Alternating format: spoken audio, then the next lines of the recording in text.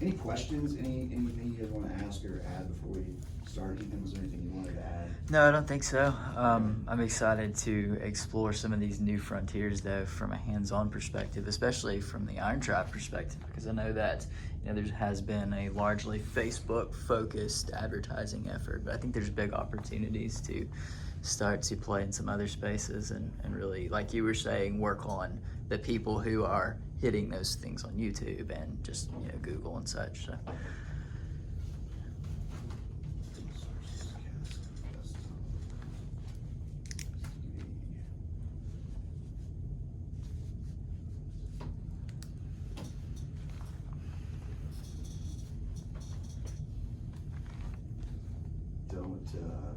Chromecast is stick with Apple TV if you haven't. I got it because it was inexpensive and it's like every single time.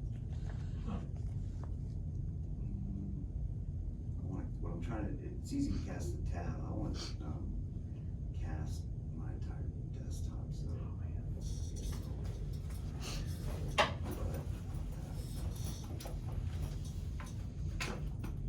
yeah, Ethan, you don't have to. I figured just a camera in the corner would be great. Okay. So I appreciate you kind of pivoting around like that. And I'm also, how's everyone's schedule today? Can you go 90 minutes? Does that work for everyone? Okay. Yeah, I just have hard stuff to live. Okay. All right. Perfect. Corbett, are you gonna mostly be on screen today? No, just for this portion, and then it'll be the whiteboard. Okay. If I can get this to work. Is there any power, like, in the center of the table, or do I need to go? No, you gotta go, and I've got more extension cords than I know what to do with. You mind if I grab one? No, not at all. I'll get one. Show me where it is. So there's one on the side of that wall. It's, Here. yep. You see it running along the side there?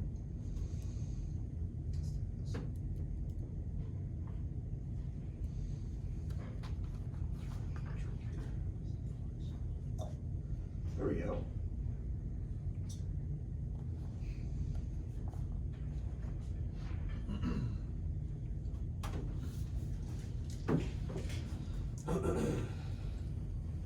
Is this provided for us? I'm gonna share anything and everything as far as documents.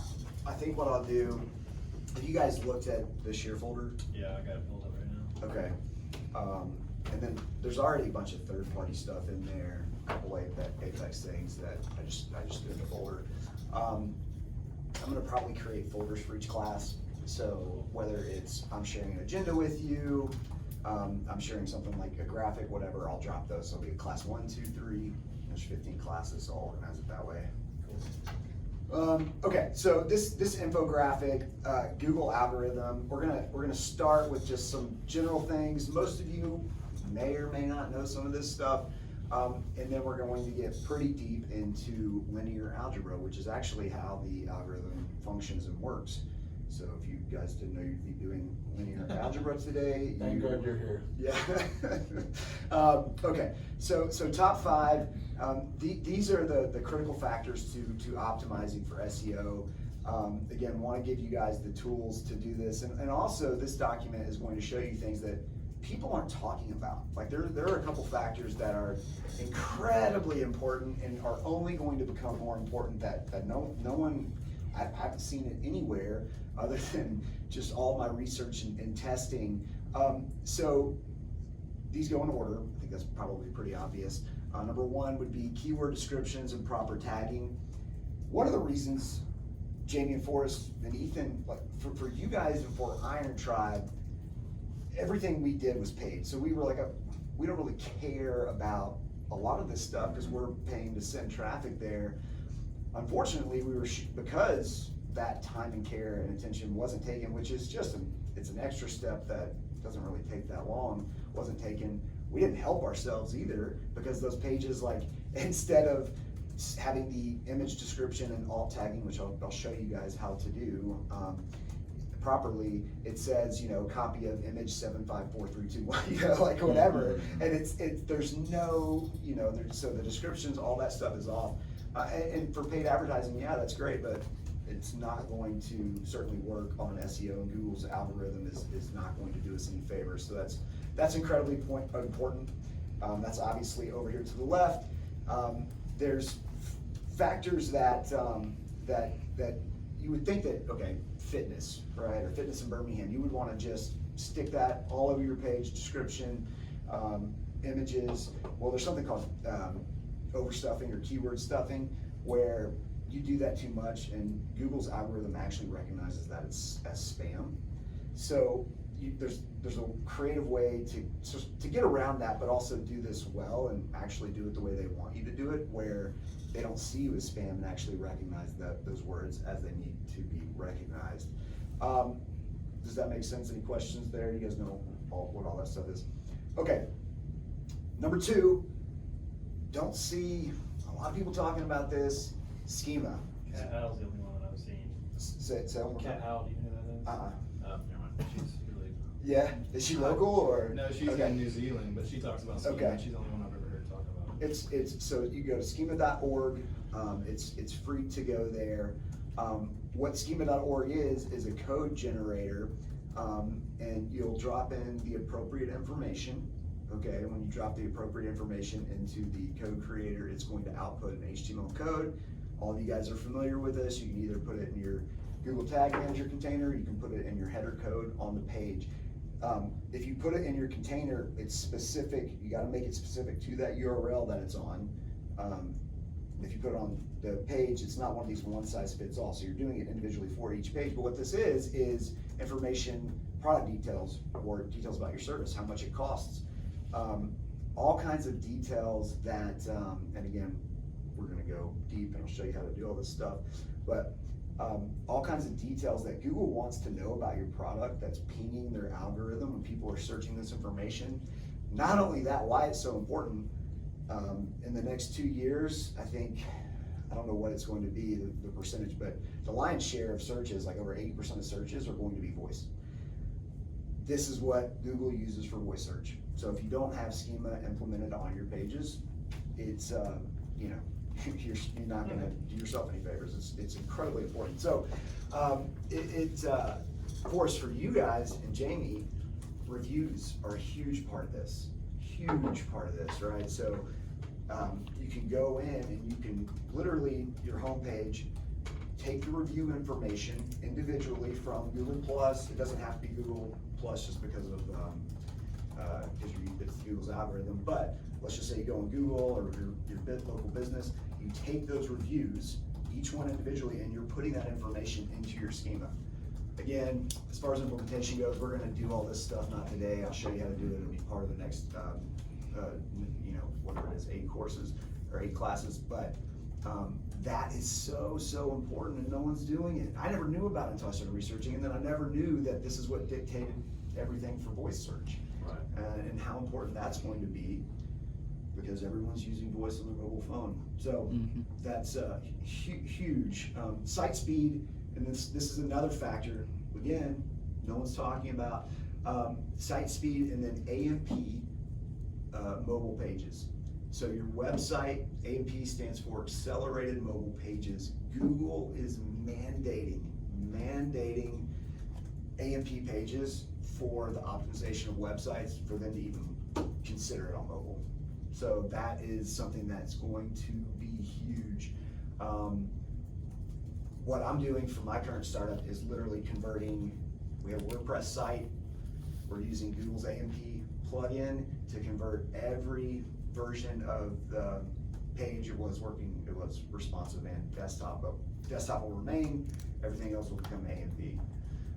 Does that plugin just do it automatically for you, or is there something? It's a builder. Okay. Yeah, so it's obvious.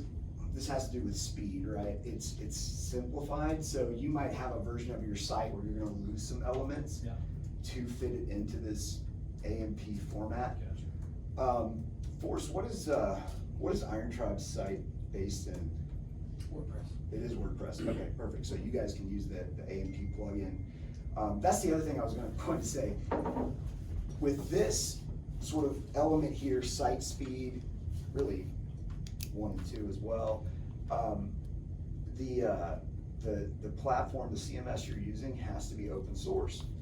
So I've used Wix, I've used Squarespace, I've used all these other builders. Those are all closed source builders.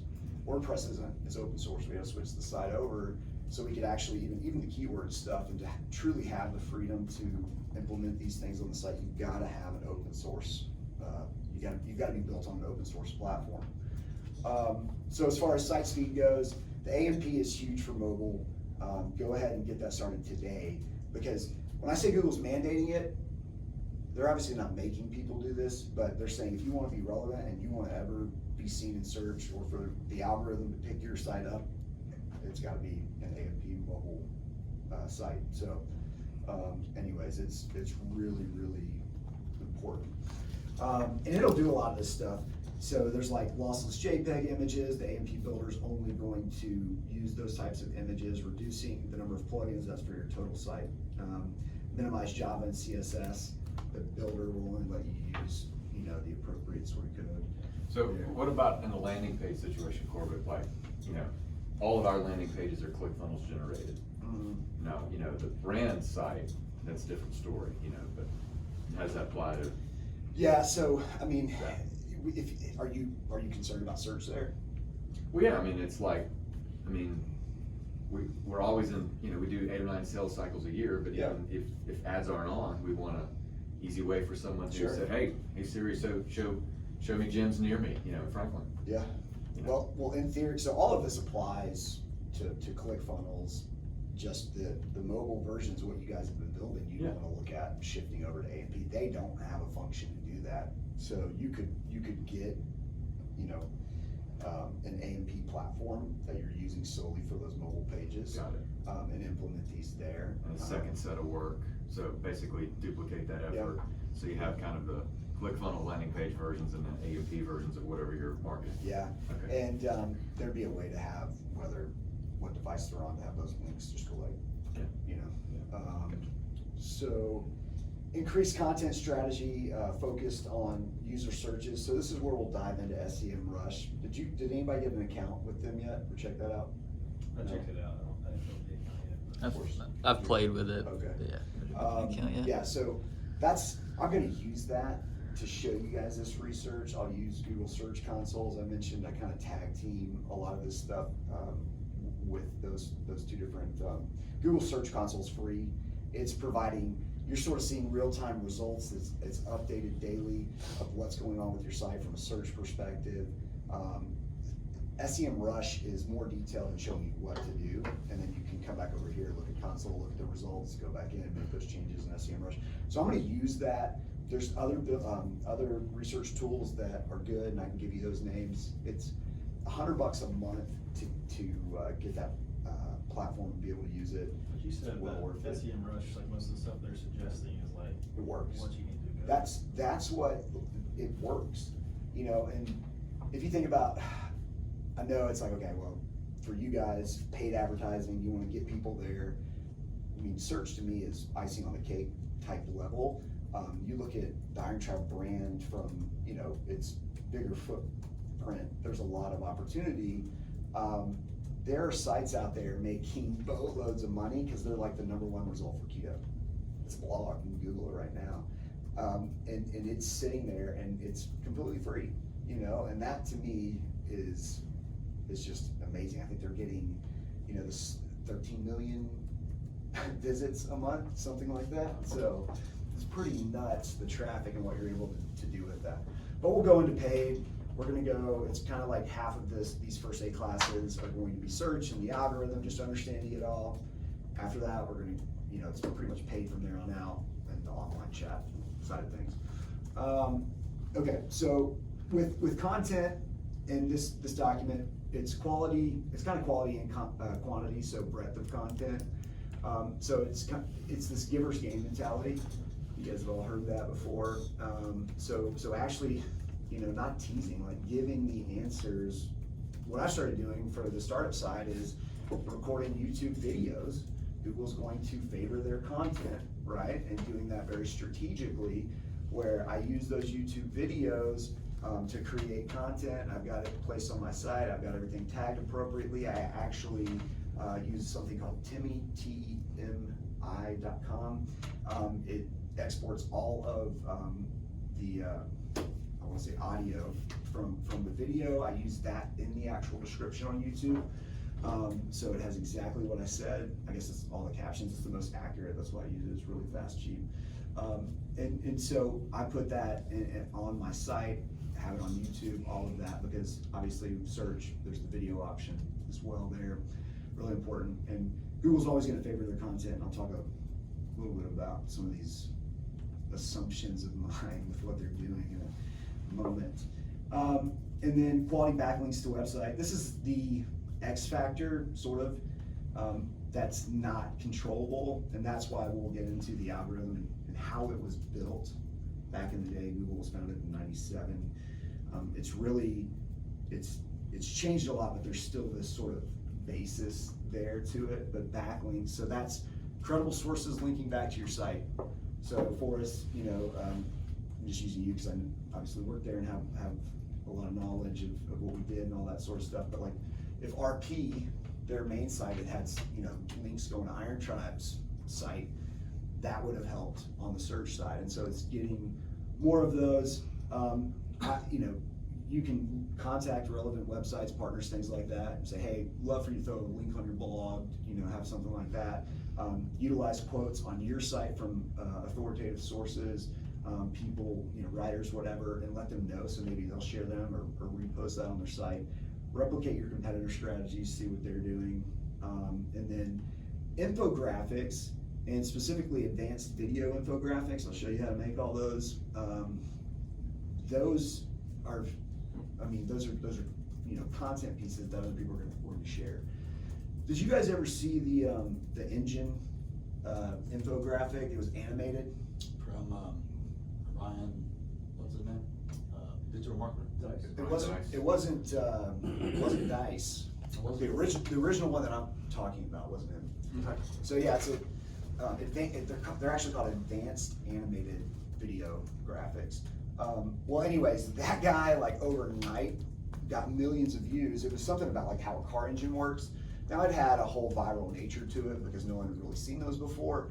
But Google's algorithm is all about not only opportunity and showing, you know, valuable content, but new and unique content. So if you have something different out there that's providing valuable information that no one's using, it's going to show that content before it does. So it's like regular infographic, advanced animated video infographic. It's going to pick this one as long as, you know, the information's congruent. Does that make sense? Mm-hmm. I'll show you how to make those. Any questions there? Comments? Anybody care about this side of the thing? The coin? Yep. Yeah? Yeah, Okay, sure, good. absolutely. All right, so I'll share that document with you guys now. This is going to be interesting. We'll see if I can do this. All right, so linear algebra, that's Google's algorithm's basis. Does anybody have any sort of, I don't really, other than what I'm about to show you guys, I don't know what linear algebra is. But does anybody have any sort of assumptions or thoughts on how the algorithm functions? Other than what I showed you? Okay. Black box theory. What's that? That it's just it's just a black box and no one knows. Yeah, well, And that it's that's very- true. That's true. That's a good point. I don't know how the algorithm works. I shouldn't say that I do. I know some of the elements of the algorithm and understand those. No one knows how it works. It's variable and it changes often. Yeah. To your black box comment. Yeah, and so that's what that's a great point. So no one knows truly how it works. It changes all the time. Those factors are really important. That the largest sort of column, the backlinks, is the most important because that's how it was based or founded or whatever. So we'll just do an example. We're gonna say that Ben. I don't want to use my name. Give me a scene. Chris. Make this easy. Dave. They're all going to vie for Sherry. Alex, these are 4 friends, they wanna go out with Sherry, okay? Sherry's hot. What's that? She's Sherry's hot. everybody likes Sherry. So here's the deal. To get a date with Sherry, which Sherry, just in our example, is a #1 ranking on Google, they have to vote for each other and they can't vote for themselves. So Alex votes for Chris, and he also votes for Ben. They can vote multiple times. Dave votes for Ben. He also votes for Alex. Chris votes for Dave. Let's see, make sure. Does everybody have a vote? Ben hasn't voted, has he? Yeah, Ben hadn't voted. Okay, so Ben's going to vote for Chris. He's also gonna vote for Dave. Okay, so Google's algorithm looks at these votes. Each of these individuals, let's actually tally these up. So Alex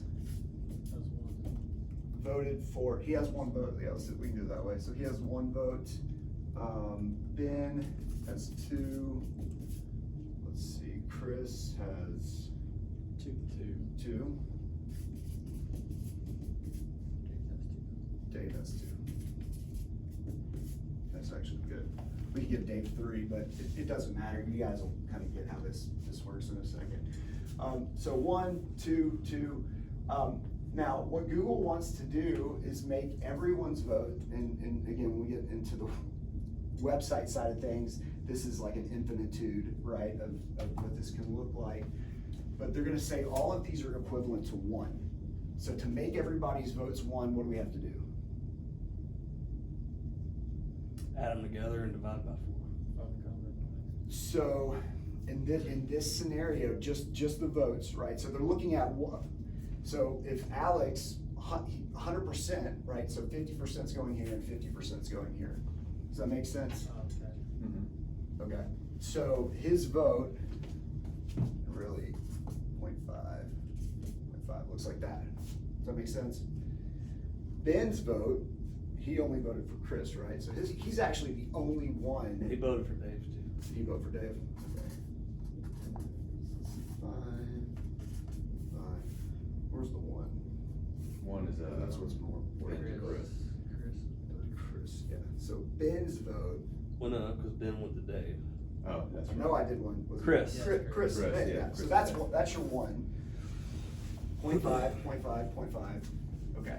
So each one of these individuals, so he's really the only one that has a vote that is 100% from, well, now I'm confused. Chris voted for Dave, so Dave has a full. Chris voted for Dave, so Dave has a So Dave's 1.5, everybody else is. I went against my This better is why judgment my there. math- Hang on. No, there's a better way to do this. This is what it looks like. A, B, C, D. So, Alex. This is how this is supposed to look. I was trying to kind of make it easier. So, Alex voted for Ben. He voted for Chris. Ben voted for Dave. He voted for Chris. And Dave, Chris. Chris voted for Dave. That was our 1? Yep. Okay. So Chris voted for Dave. So Dave got 1 vote. And then Dave voted for Ben. He said Alex. And, wait, we said Ben and Alex, yeah. Okay. All right. So looking at this, there's your 100% total, 100%, 100%, 100%. When Google weighs this, and again, when you look at websites, when you look at ranking factors going on that date, that #1 sort of ranking, not sort of, the #1 ranking, Google's going to weigh the votes based off backlinks. So those recommendations, those backlinks going to other sites. You would say, well, that doesn't really make sense because they're weighting these the same, yet these individuals, right, have, you know, multiple.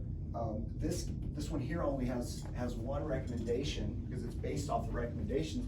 But in this scenario, because Chris, so Ben, who's giving one to Chris here, Ben is more than likely Forbes, right? Because those are gold to the algorithm. They're really not going to, I mean, if they put something out there, a lot of people are gonna link to them. They're not gonna, you know, backlink or link to other websites because, you know, they're not trying to send anywhere else, but they are the authority, right? But everyone else is pushing votes to them. And so that's how the algorithm and why it's weighting individuals based off of where they're linking.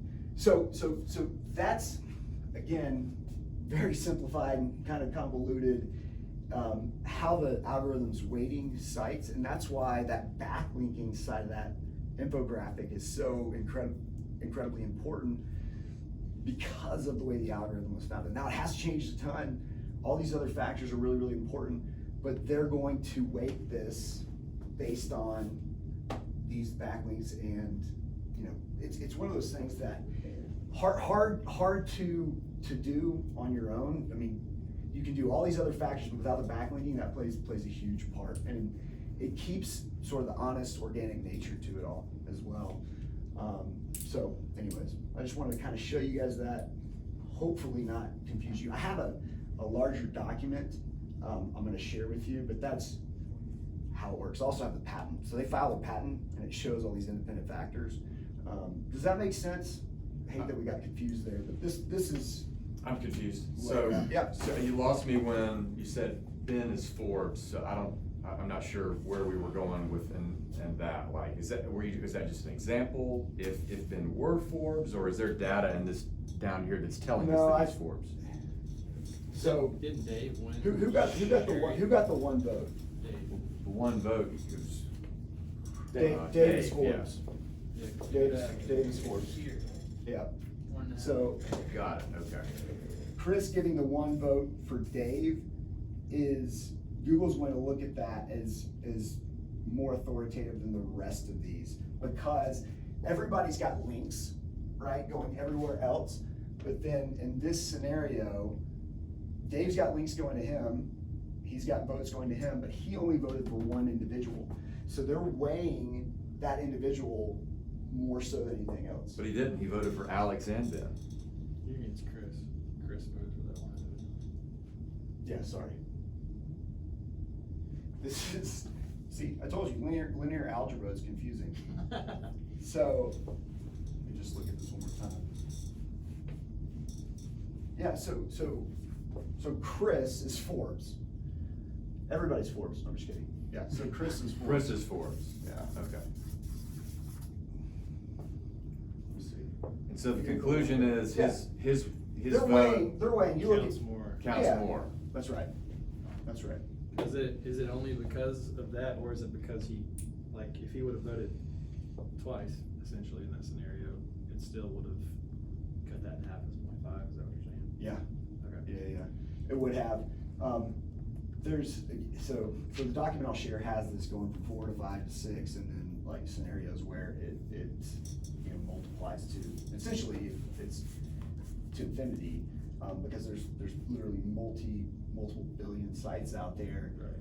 But at the end of the day, like the core basis of it is you've got everybody voting for everybody, everybody's kind of backlinking everywhere, but then the one that is getting multiple links, he's seen as the authoritative source, or the one that's going to get the date, because he's only voting out for one individual. So they're saying this is the authoritative source because this individual is getting links going there, but they're only giving out 1-2 links, right? And it really, when you think about it applied, it really is, it makes sense, as much as it can make sense. Do you have an example applied, just like practical, that we would know that? We can make one, but I feel like we'll confuse ourselves. Well, more. is the practical application simply the fact that each brand should be going after as many data-driven partnerships as possible for sharing content and backlinking to each other. Yeah, but yes. But if you're just sharing, right, if you're just saying, hey, let's do sort of an in-kind thing, you put links on your site, I'm gonna put links on my site, there's gonna be this potentially equivalency there. That doesn't where really get they're kind anybody. of ruling each other out. That's why the authenticity is an important factor. They're really looking at those individuals who are those sources. But if you're like Forbes, you create something, an animated, advanced animated video infographic on fitness, and there's not one there, Forbes might share that. All of a sudden your site blows up because, or not Forbes in our example, but whatever. So a big fitness site might share that, and you're seen everywhere because they shared that content. Now they're gonna weight you higher because they link to you. So would like an AL.com be a practical example for local businesses? I think so, yeah. If AL.com is linking to your site, or there's a story about you, that's gonna have your vote Yeah. count more. Yeah. So the factors, everything I showed on the site, those are things you can control. Backlinks hard to control, but then location, right? So someone searches for lasagna here, they're probably looking for a recipe. They search for lasagna in Italy, it's probably, there could be a lasagna festival or something, I don't know, so like there's a relevancy factor there. They're also rolling out spam. So that's where that stuffing comes in, because plenty of people will try to add that information in, they'll try to link everywhere. If you've ever searched anything and you see like, repeat the search with the omitted results included, that's because they're seeing the sites as spam, obviously. When you get to this, when it comes to, I don't know the names anymore, I'm too confused, but everybody else, they have a formula they apply to it. And so, I'll send it to you guys. It doesn't really matter other than kind of understanding the basis of why they're doing what they're doing with backlinks and the importance of being able to generate authoritative sources that are actually backlinking yours. Kind of hard to do, but if you can figure out, having those conversations. For my current business, I actually reached out to a charity that's pretty big and established because we're collecting a lot of data and they need some of that data that we're collecting. I said, hey, I'll implement some, I'll collect data for you, basically. We have a mechanism to do that, doesn't cost us anything extra. I would love just a link on your site, and they're in those sort of top 10, 15 sources, and they said, yeah, and that bumped us up pretty big time to have them do that and have that sort of share, yeah. So it's quid pro quo, but it's not a link back to their site. What's that? It's a quid pro quo, you're giving them data Right. in exchange for the link to That's your right. site. That's right. But they're not canceling each other out. Yeah. So when it comes to obtaining a link from Forbes or whomever, is it just that when they say, go back and take a look at this article that we found, that automatically creates the backlink? Mm-hmm. If it has a link. Yeah, so there's nothing manual to do really then, you're not trying to go in and create code or anything like that, right? But it is important how the link is shown and applied and how the algorithm looks at it. So for example, if you, let's say, instead of, so you've got Iron Tribe Fitness, you copy it, you add the link to that, and you put www.irontribefitness.com. You didn't help anyone, right? It's still gonna link, it still functions, but Google wants it to, they wanna know it's secure, HTTPS, they want it to say HTTPS, : 2 slashes, right? And then the website information for it to consider that an official backlink. Now, if it was written in the copy and you wrote it out, you could just write www.irontribefitness.com and it would work. What about, does hyperlinks matter at all in that scenario? Like if you're just hyperlinking a word, click here. Yeah, that's what I meant. So if it says Iron Tribe Fitness, Gotcha. but then you could, in the hyperlink, you're adding just the www and not the HTTPS in front of it, that's actually not good. Okay. Yeah, they see that as, it's called something,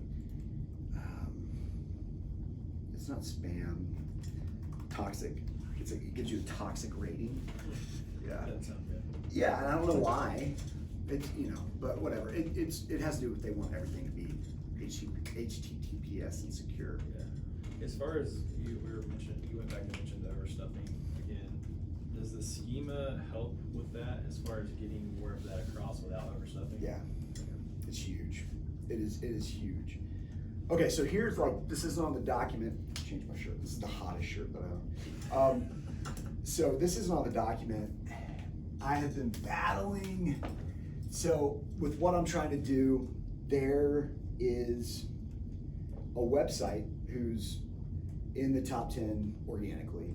Really any variation of the search for this potential vertical, whatever, they're there. They don't even, it's spam. Like it is absolutely spam. Whereas my business, we provide a legitimate service, have a legitimate product. I noticed I was getting some improvements, and I was going through doing some different things using a private VPN to be at different locations and search to see where I was. And I noticed last night I was in the omitted results. Some of this has to do with newness, right? Like depending on when you were established, you're gonna naturally rank a lot better than a new gem that opens up because they just opened up and their site's new, all that sort of stuff. But anyways, I was like, why are they in there? Like Google knows, like they know this stuff. They're crawling these pages, they're pulling in this information, but they're there, and they've done some nifty little tricks to get up there. But Google knows those tricks. Like it's not like they're surprising anyone. And so, anyways, thinking about it, they have AdSense on their site. Google AdSense. You guys know what that is? So Google's getting paid. So it's like you can put AdSense on your site, Google will show ads, and you can kind of choose the relevancy. So traffic that goes to your site could theoretically click ads, just like the ads you would see on a news site anywhere else. What Google's doing, and the reason they're putting them there, I think, and this is one of those observations, I think it's like, Michelle doesn't work at Apex Current if I was paying her a full-time paycheck, right? Even fired someone, who was working full-time to keep paying her. That's what Google's doing. So this individual has AdSense on their site. The individual gets paid some. You make like 33 cents on the dollar. The rest goes to Google. And so because that's there, I think that's helping their ranking. And no one will ever say that. But there's no other reason for them to be ranked higher. So it's almost like your network ad inventory, like they're putting inventory in your site? So they have, let's see, so yes. Okay. Yeah. Google is, so your network, Google's putting inventory on your site, yes. And so these individuals, this company has applied that to their site, and I think Google is helping them because of that. So it's interesting. You obviously, it might not be that attractive to send people to your site to have them leave. You do get paid 33 cents on the dollar for those clicks. That said, it might be something to consider. I'm gonna start testing it. There's this observation, I don't know, I just have to test it. So I'm gonna see how that plays out and figure out crafty ways to integrate that code, because it's HTML. So Google AdSense is code, just code. You put in your HTML editor element, whatever, you're dropping the code where you want it, and you can play with the code. My first thought was, could you hide that code? Yeah. But I imagine Google is going to be looking for clicks to determine if it's worthwhile to continue promoting the page. Sure. So yeah, I think there's. So in my scenario, if I can just start getting people there through organic, I think it'll take time before they notice, right? Yeah. Like that I've hidden it and it's not getting clicks even though it's applied to my site. Right. So I am going to try to do, you can kind of like make it look like you can't see it, basically. Google doesn't want you to do that, but anyways, it's one of those things that, it could be a strategy to test for you guys maybe on a client site, or maybe test it on your own. Yeah. Would there be a way to do it tastefully, like potentially with relevant partners or something like that? Yeah, so you can't choose the partners, but you can choose the categories or industries or whatever. Yeah. So the cloaking of the link though becomes more of a black hat. It is. It's not a link. I mean, it's an ad. you can just choose certain elements of the ad. So the copy, right? Like what font it is, the spacing, some color schemes on it, its background, if it has a picture, it doesn't. So you take that, you customize it as much as you can to look native, and really not even from as far as advertising, like you want it to look like part of your site, truly native, I guess. Is that even done on a local geo level, like all the network everything? Oh yeah. So yeah, I think it's based on my scenario. I can't think of a better example just of like that being a key factor for these individuals. That makes a lot of sense. Does. Why they would do Yeah, that. and it also makes a lot of sense why it's not out there, and Google's certainly not sharing it with anyone. But it's robbing from Peter to pay Paul, I guess, would be an easy way to describe it. So we've got plenty of time. It's 10:23. I can go to 11. We're gonna get into a couple other things. As far as homework for you guys, I want you guys to go through your site and audit, at least your core pages. So everybody has like a home, about us, contact. Trying to think what else you might have. Probably for us, like at least your location nav area. What else?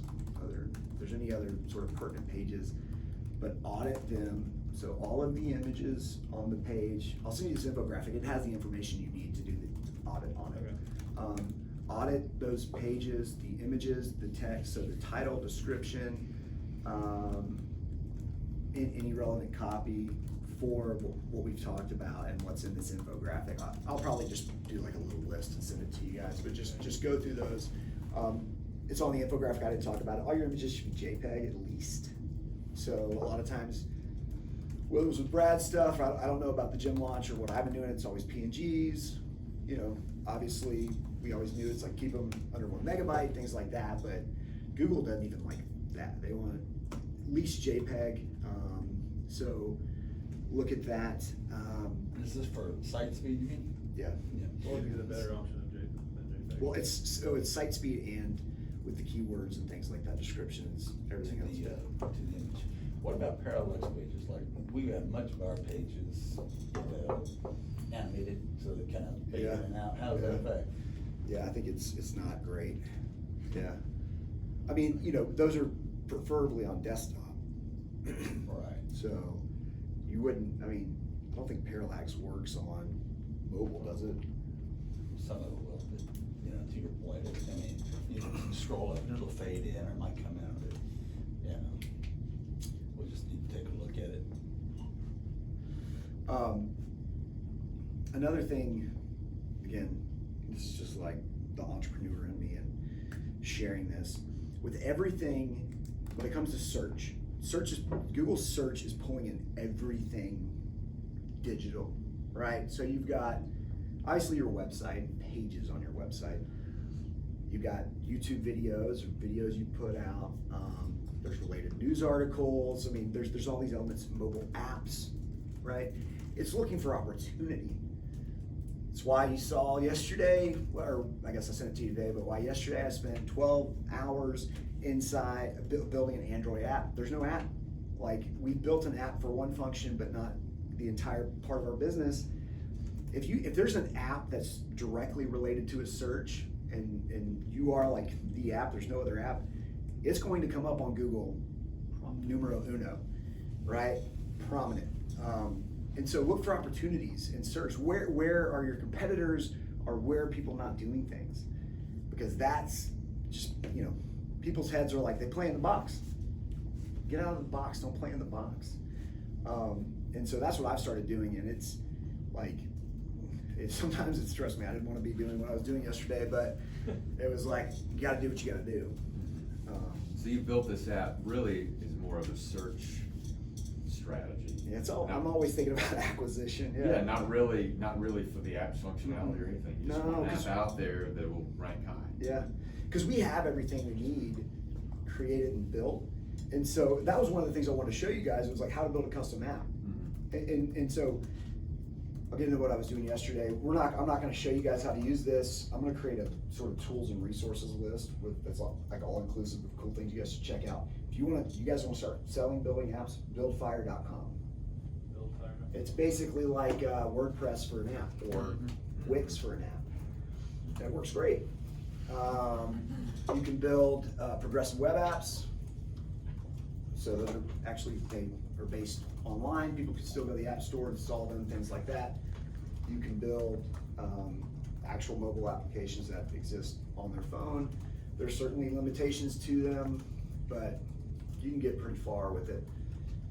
So I was doing that, and yesterday with the Android side of things in Google Play Store, I was building a specific code for the key store, which is how they protect the data that's going through from what we're building and what we've created and put into the actual store for downloading or installing or whatever.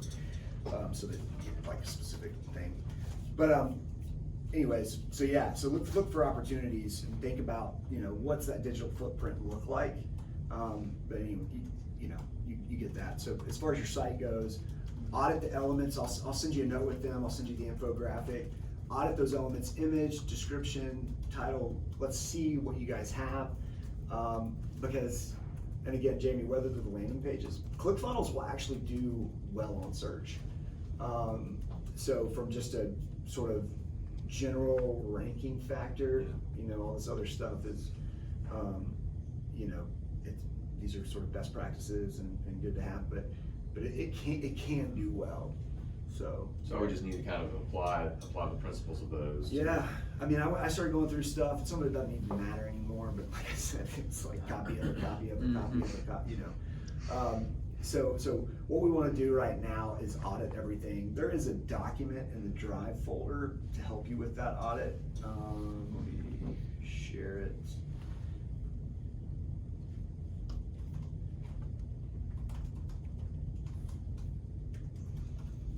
Cast it rather. I've shared it with you guys, but.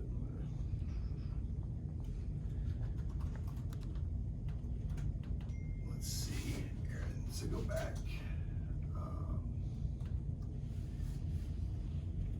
It should be like course resources, go back one more.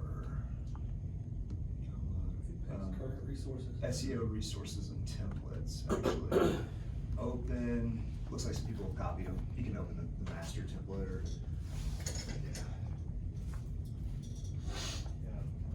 So I want to show you guys, this was kind of the last portion, just showing you guys how to do this. Cast. Boom. Okay. Were you guys able to find this document? Mm-hmm. Yeah, you go back. Go back. Yeah, right here. So, okay. Step one, just duplicate the document before you use it, please, for obvious reasons. There's other people that need to use this. If you go to page 3, so SEO website architecture audit breakdown, since no one's got SEMrush yet, I'll go ahead and I'm gonna run an audit and I'm gonna send you the file. So it'll be probably a CSV that you can, or I can do it as CSV or Excel, but you can, either way, you can upload it into Google Sheets, put it here. It will have the information you need to be able to kind of go through and audit everything and look at what's going on. I think you'll be surprised, in some cases pleasantly, in some cases not so much. Once you do that, this document is not sort of a one-time thing. This is meant like you want to use this for your organization, right? So you run an audit, say it's weekly, monthly, whatever. You place the audit here. You just copy and paste based on these columns. You come over to SEO recommendations. In your scenario, you might have Sarah working on it or something like that, right? So you come in here, you prioritize what you needed done, you put the name of what's going on, and details about that, but you put the URL and say, and if you want, you don't have to be this descriptive, say why this is important, we need to fix this item, right? So this is just for that. You'll put your architecture there, and then new opportunities. So if, again, I actually did use Keto and Iron Tribe. I don't do Keto.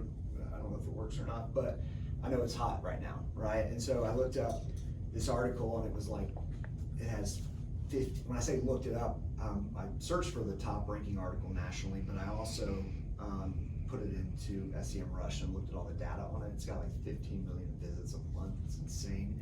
But it's like, okay, if I was in your position, I'd be like, hey, Sarah, we need to write an article, similar to this, do what they're doing, basically. Here's why, here's the importance of it. And so what you do is you go in and put this content there and say what you want from that. Monthly organic search traffic, 187 million. To that blog? It's not to that, that's the monthly organic. I think Oh, the okay, that's blog the was search traffic. Yeah, and that's what you can, so just so you know, a page one result, this is like, I don't think this is in a textbook anywhere. A page one search result is, you can go ahead and estimate, depending on the topic, a 10 to 20% CTR. So that's how valuable that is. Wow. You wouldn't be on page one, so the only reason that would be lower is if, your title and description weren't any good. Right? So they're gonna get clicked, so it's, a 10 to 20%, depending on the volume of searches for people landing there, like, it's insane, the opportunity. Yeah, this was some of the actual details on that article. I mean, organic topic, like you can see how like Keto picked up there. But I was just using this as an example. If you did have an account of how to get to it. Traffic cost $228.5 million. Is that an equivalent? Like if you wanted to go buy that traffic, that's what it would cost? Yeah, I think so. So yeah, and there's a lot of opportunity out there. So I don't want to get into really using SEMrush. I can export audits. I could actually maybe even just give you guys a login to SEMrush. All we're doing is we're just auditing right now. I just want to see what's going on those pertinent pages. With Birmingham specifically, I feel like Iron Tribe could be organic on the fitness side, at least a page one result for anything fitness related. You guys have been established forever. You've got a ton of credibility, ton of reviews. You start adding that schema.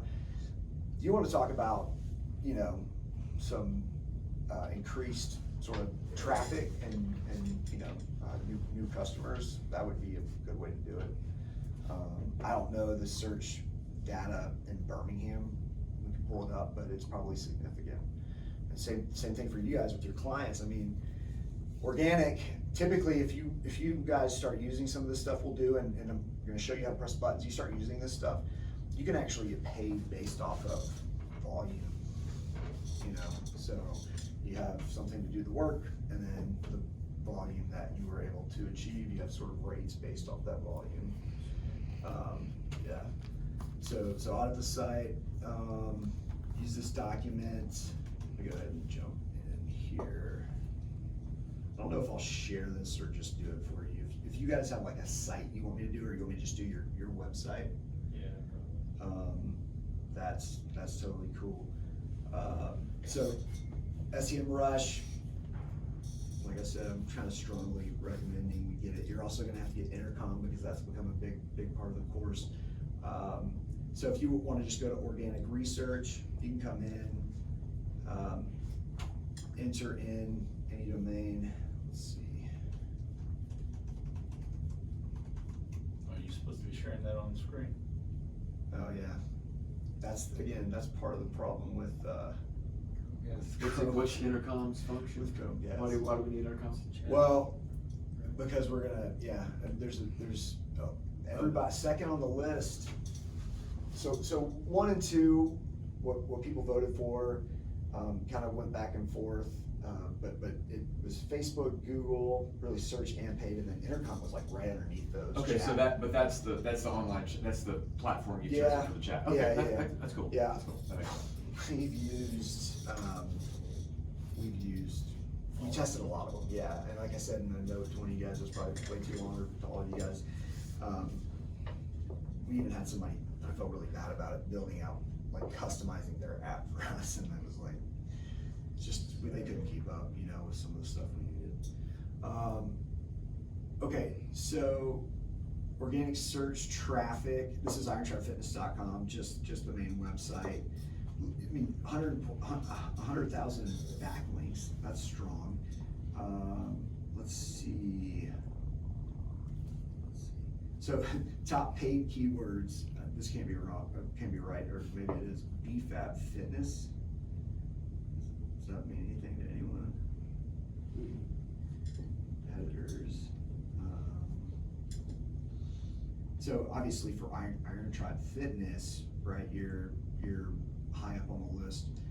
What you do is when you go into organic researching and the keywords you're trying to optimize for, you'll upload a list of words and you'll create a project. That's what I'm gonna do for you guys. We'll do it here, but you'll create a project. So for you guys, I'll just export a bunch of fitness words, add them here, and it'll say what I rank for those. Do you want the words I'm currently using? Yeah. If you have those, even better. And it really doesn't matter for my project. I have, I think, 5,000 or 6,000 different combinations of the same search, more or less, right? Once you do that, this is also going to pull up. It's going to pull up words that you probably are thinking of that, whether it's paid or organic, you should be looking at. So there might be relevant searches that are coming up there. Negative keywords still a thing? I haven't even, with what I'm doing, are you talking about on paid? Yeah. Okay, yeah. On organic, I mean, there's not really a function for yeah. I think more it's just kind of what I talked about with doing things correctly so that there's not toxic backlinking going on. And if there was, either you could actually ask Google to remove those, or and so they don't factor those in, or you could reach out to the person and say, hey, can you fix this or change it or whatever, depending on what it is. Yeah. So Go out the door. out the door, Gotcha. right to your left. Yeah, Nearest tree in the parking lot. that works too. Jamie, for Iron Tribe Fitness, is it / Nashville? Or is there something like that you want to look at that I can, and this is not for right now, but that'll. Yeah, no, I mean, what if you just looked at Cool Springs, just the location page for Cool Springs? Yeah. So basically, irontrapfitness.com/locations/ cool-springs. Okay. I'll pull an audit, and I'll use force words. Yeah. I think we're using search. the same one, though. Okay. We are. We're Yeah, using the same. yeah, so if you share those, I'll use those, share them with you guys. You can do the audit. That's kind of step one, other than questions. There's a lot we're gonna get into for Google paid advertising, and it's like I said in the notes, it's kind of a stupid trick, but it works. It's unbelievable for your ads. So we'll look, we can audit what you're doing now, but as far as getting clicks and all of that, it'll help. But organic to me is free money. It's a lot of work. It's very detailed work, but everything I've implemented here, I've seen these bumps happen. And